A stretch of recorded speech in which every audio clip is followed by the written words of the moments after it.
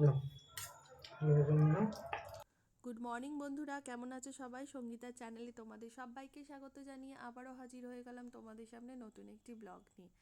বাইরে ভীষণ ঠান্ডা। আজকে রবিবার, এখন বাজে ঘড়িতে 10:45। এতটাই ঠান্ডা যে দরজা জানালা দিয়ে রাখতে হয়েছে। আর এদিকে দিকুর হচ্ছে তোমার মুডটা অফ, কারণ আমরা এখন সকালবেলা খবর দেখছি আর চা খাচ্ছি। আর দিকু যেহেতু কার্টুন দেখতে পাচ্ছে না, তাই জন্য ওনার মুডটা অফ। প্রত্যেক দিন তো সবার একটা সকালবেলা তাড়াহুড়ো থাকে, তো একসাথে এই চা খাওয়াটা বা দিকুকেও আমরা একসাথে পাই না। তো যেহেতু আজকে রবিবার, সেহেতু সকালটা তিনজনে একসাথেই শুরু করে দিলাম। সকালে চায়ের পর্ব শেষ করেই দুপুরের রান্নার কাজে হাত দিয়ে দিলাম। আজকে যেহেতু একাদশী, সেহেতু আজকে হবে ডালিয়ার খিচুড়ি দুপুরের মেনু। তো তার সাথে থাকবে, মানে ডালিয়ার খিচুড়ি করব সবজি দিয়ে। একটু ফুলকপি, একটু বিনস, আলু, গাজর আর টমেটো সব কেটে নিয়েছি একদম ছোট ছোট করে। কেটে আগে ডালিয়াটাকে ভেজে নিই, তারপরে দেবো প্রেশার কুকারে। এই একাদশী আসলেই মানে একটা চিন্তা থাকে, কি করব কি করব। তা দিব্যেন্দু বলে ডালিয়ার খিচুড়ি করো, ভালো লাগে। শীত তো, শীতকালে একটু সব রকম ডাল দিয়ে, একটু মুগ ডাল দিয়ে দিলাম। তো সব রকম ডাল দিয়ে, মানে আমরা যেরকম খিচুড়ি খাই সেরকম খিচুড়ির মতো করি। খারাপ লাগে না, তবে কি মন ভরে। দিব্যেন্দু বলে পেট ভরে না। অ্যাকচুয়ালি ডালিয়া খেয়ে তো আর সারাদিন থাকা যায় না, তবে খেতে হবে, এই খেতে হবে, কিছু করার নেই।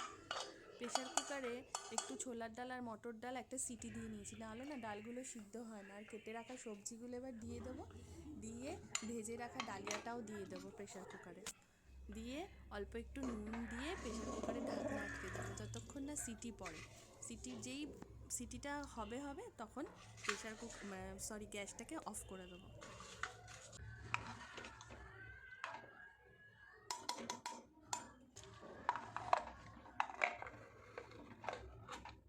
আর এদিকে দেখো, যেহেতু আজকে রোববার, বাবাকে পেয়ে গেছে, তাই এখন বাবার সাথে ফুটবল খেলা চলছে।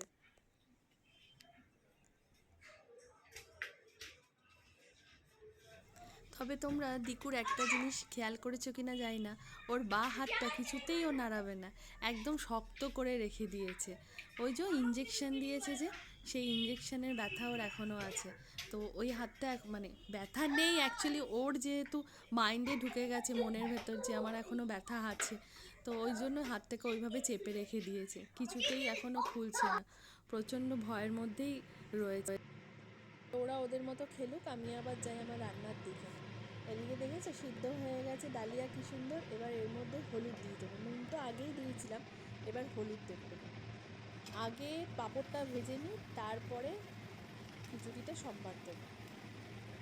কারণ খিচুড়ি হয়ে গেলেই খাবার জন্য তখন পাগল হয়ে যাবে, ওই জন্য আগে পাঁপড়টা ভেজে নিই। এই তেল যতটুকু থাকবে তার মধ্যে খিচুড়িটা সম্বার দিয়ে দেবো। চলো, পাঁপড় ভাজা হয়ে গেছে, এবার গোটা জিরে আর শুকনো লঙ্কা ফোড়ন দেবো। ফোড়ন দিয়ে দিয়েছি, এবার তেজপাতাটা দেবো, দিয়ে এবার ডালিয়াটাকে ঢেলে দেবো।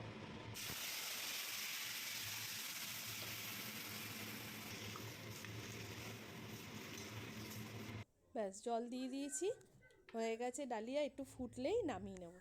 নামিয়ে এর মধ্যে গুঁড়ো মশলা ছড়িয়ে দিয়ে ব্যাস রেডি আমার ডালিয়ার খিচুড়ি। সামান্য একটু নুন দিয়ে দিলাম, কারণ জল দিয়েছি তো একটু নুনের দরকার আছে। একটু চিনিও দিয়ে দিই, কারণ খিচুড়ি মানে একটু মিষ্টি মিষ্টি তো হবেই, তাই একটু চিনি দিয়ে দিই। খিচুড়িটা ফুটে গেছে, এইবার এর মধ্যে ভাজা মশলা দিয়ে দেবো। বেশি আর নেই, ভাজা মশলা আবার করতে হবে, ভাজা মশলা তো শেষ হয়ে গেছে। তো ভাজা মশলা দিয়ে দিলাম, ঘি দেবো না কারণ ঘিটা পাতে পাতে নেবে। ব্যাস রেডি আমার ডালিয়ার খিচুড়ি। চলো সবাইকে খেতে দিয়ে দিই, অনেক দেরি হয়ে গেছে। দিকুরও খিদে পেয়ে গেছে, ওই সকালবেলা একটুখানি জ্যাম পাউরুটি খেয়েছে, খুব খিদে পেয়ে গেছে। তো খেতে দিয়ে দিই চলো। খিদেতে যেন আর সহ্য হচ্ছে না, চলো গরম গরম ডালিয়ার খিচুড়ি খেয়ে নিই। কারণ এগুলো করে আবার বিশ্রাম নিয়ে আবার বিকালের টিফিনের ব্যবস্থা করতে হবে। তো বিকালের টিফিনে আজকে করব ঘুগনি। তো তার জন্য গোটা জিরে আর তেজপাতা ফোড়ন দিয়ে দিলাম, ছোট ছোট করে আলু কেটেছি, আলুগুলো দিয়ে দেবো, দিয়ে ভাজা ভাজা করে তারপরে নুন হলুদ দেবো।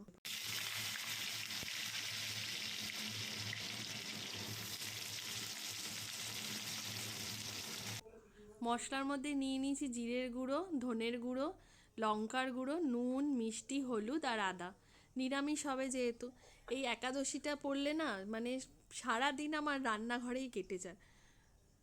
একদিকে ভালোও লাগে, এই রান্নাঘর হচ্ছে আমার মানে মন ভালো করার জায়গা। আবার যখন মাথা গরম হয়ে যায় তখনও আমি রান্নাঘরে থাকি। মানে মোটমাট রান্নাঘরটা হয়ে গেছে আমার সঙ্গী, প্রত্যেক দিনের সঙ্গী একটা। ভালো লাগলেও রান্নাঘর, মন খারাপ থাকলেও রান্নাঘর, সারাদিন রান্নাঘরের মধ্যেই আমার যেন কেটে যায়। আর এদিকে একটু টমেটো কুচি দিয়ে দিয়েছি। যখন খুব মাথা গরম হয়ে যায় তখন সব থেকে বেশি কে আঘাত পায় জানো? এই খুন্তিটা, হাতা খুন্তি। মানে খুন্তিটাকে যখন মাথা গরম হয়ে যাবে খুন্তিটাকে জোরে জোরে ফেলবো, আবার যখন মন ভালো থাকবে রান্না করার জন্য তখন এই খুন্তিটাই আবার আমার কাজে আসবে। যখন নিজের সাথে নিজে কথা বলবো তখন এই রান্নাঘরই আমার কাজে আসবে। যখন কাঁদবো তখন আমাকে রান্নাঘরেই আসবে। মোটামুটি রান্নাঘর বলতে পারো এটা আমার মানে জীবনের সাথে ওতপ্রোতভাবে জড়িত। মানে রান্না করতে করতে কত রকম কত কিছু হয়ে যায়, সব সুখ দুঃখ হাসি কান্না সব এই রান্নাঘরেই।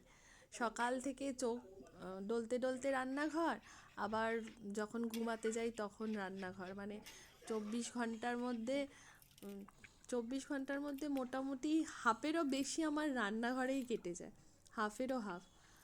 মানে এটাই হচ্ছে আমার মন ভালো আর মন খারাপের ওষুধ। চলো, তোমাদের সাথে কথা বলতে বলতে ঘুগনিও হয়ে গেছে, ভাজা মশলা দিয়ে দিয়েছি, ধনেপাতা দিয়ে দিয়েছি। এবার ওদেরকে সন্ধেবেলার টিফিনটা খেতে দিয়ে দেবো। আজ একটা জিনিস দেখে খুব ভাল লাগলো, দিব্যেন্দুর মানে মনে হলো যে সকাল থেকে তো আমি শুধু রান্নাঘরেই আজকে সারাটা দিন কাটিয়ে দিয়েছি, তো সবাইকে করে করে সমানে খাওয়াচ্ছি, সকালে কি খাবে, দুপুরে কি খাবে, সন্ধেবেলা কি খাবে। আমি এখনও অবধি সন্ধ্যের টিফিনটা মুখে দিইনি, ওই জন্য দিব্যেন্দু আমাকে খাইয়ে দিচ্ছে। সবার তো খাওয়া হয়ে গেছে আর আমি রান্নাঘর কিছুতেই ছাড়তে পারছি না, তাই জন্য ওর মনে হলো যে না এখন একটুখানি ওকে খাইয়ে দেওয়াটা দরকার, ও তো এখনও খায়নি, তাই জন্য আমাকে একটুখানি খাইয়ে দিল। চলো, এই খুনসুটিগুলো রান্নাঘরেই হয়। সন্ধ্যের খাবার খেয়ে খাইয়ে সমস্ত গোছাতে গোছাতেই আমার বেজে গেছে 9টা। তো আবার ওই জন্য রাতের খাবারটা করতে আসলাম। মানে তাও এখন মোটামুটি 9:45 বাজতে যায়, তো রাতের খাবারটাও তো করতে হবে, কাল আবার দিকুর স্কুল আছে। তো আজকে একটুখানি করব অন্য রকম কুলচা। আটা আর ময়দা সমান সমান নিয়েছি, নিয়ে তার মধ্যে নুন, চিনি, তোমার তেল, সাদা তেল, আর তোমার ওটাকে কি বলে, সামান্য একটুখানি খাবার সোডা আর টক দই, সমস্তটা দিয়ে ভালো করে মেখেছি। মেখে কিছুক্ষণ রেখে দিয়েছিলাম। এইবার এগুলোকে বাটির আকারে গড়ে নিয়ে তার মধ্যে একটুখানি ভেতরে স্টাফিংয়ে দিচ্ছি তোমার পুর হিসাবে ঘি। ঘিটাকে একটু গলিয়ে নিয়ে ঘি দিচ্ছি, আর কিচ্ছু না, একদম সিম্পল, কিন্তু খেতে অসাধারণ। ভেতরে ঘিয়ের পুর দেওয়া হয়ে গেছে, এবার এটাকে বেলবো।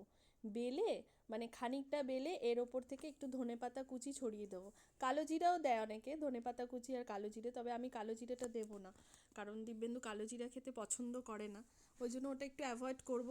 তাই জন্য দিয়ে দেবো ওপর থেকে সামান্য ধনেপাতা ছড়িয়ে, আবার একটু খানিকটা বেলে নেব। বেলে তারপরে এটাকে ভাজবো। এবার কুলচাটাকে একটুখানি এপিট ওপিট সেঁকে নিয়ে তারপর সামান্য একটু সাদা তেল দিয়ে ভাজবো।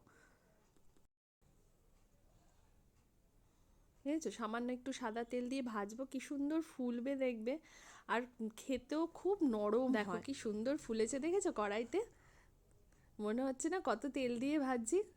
দেখো খুব সুন্দর ফুলেছে।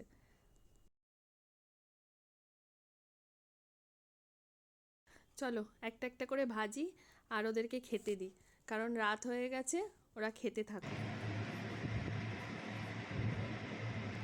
দেখো খালি কুলচাটা কি নরম হয়েছে, দেখো, দেখেছো? দারুণ নরম হয়। চলো ওদেরকে খেতে দিয়ে।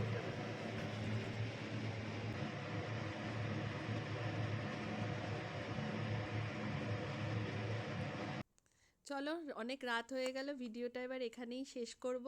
তোমাদের সারাদিনের রান্নাবান্না কীরকম লাগলো কমেন্টস করে জানিও।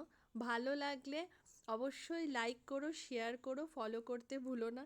দেখা হচ্ছে খুব শিগগিরই নেক্সট একটি ব্লগে। ততক্ষণের জন্য তোমরা সুস্থ থেকো, ভালো থেকো, টাটা, গুড আফটারনুন।